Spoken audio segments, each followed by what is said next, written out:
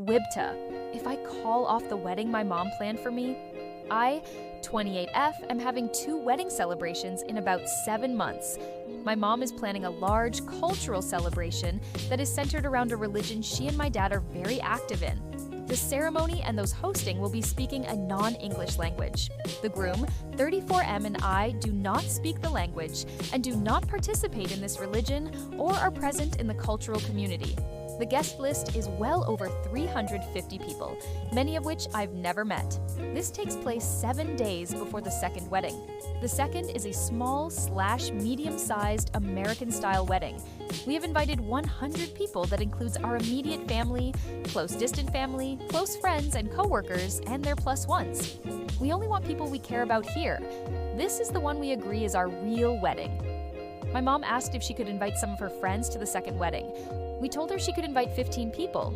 She made a list of 25. We stood firm on 15, and she increased her list to 30, saying she will pay for them. All 30 of her guests are already invited to the cultural wedding and are strangers to us. The bride and groom, after many weeks of excuses of why she should be able to invite more than 15 people, she has now given an ultimatum. If I don't allow her to bring everyone she wants, now 40+ people, to the American-style wedding, she will not come. WIBTA. If in response to her ultimatum, we call off the first wedding, we didn't want to do the cultural wedding in the first place.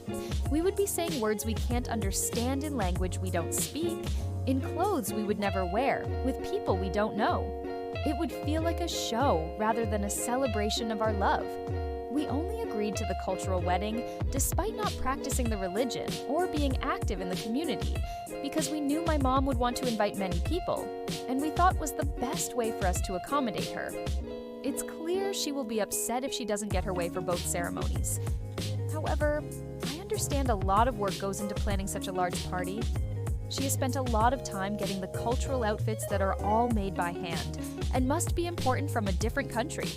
Almost every person in the community knows about this cultural wedding, and it would be embarrassing for her if we call it off. We could just do the cultural wedding and let my mom skip the real wedding if she's that upset about her friends. Edit. My dad, me, and my fiancé are paying for the second wedding. My dad is paying for the first one alone. When my mom says she will pay for it, she means my dad will pay. She is a SAHM and an empty nester. My dad's opinion is, no fighting, it's bad for the wedding, and will take no one's side. Psychology breakdown. Cultural expectations versus personal boundaries in weddings. This situation is less about weddings and more about autonomy, family pressure, and cultural obligation. Here's what's happening psychologically. Ultimatums as manipulation. The mom is using attendance as leverage to get her way. This triggers guilt and makes the couple feel responsible for her feelings. Cultural versus personal identity conflict. The bride and groom don't speak the language, practice the religion, or know the guests. This highlights the tension between honoring family traditions and celebrating what feels meaningful to them. Boundary testing. The repeated attempts to increase guest lists show a lack of respect for established limits. The couple is being pushed to compromise their own wishes.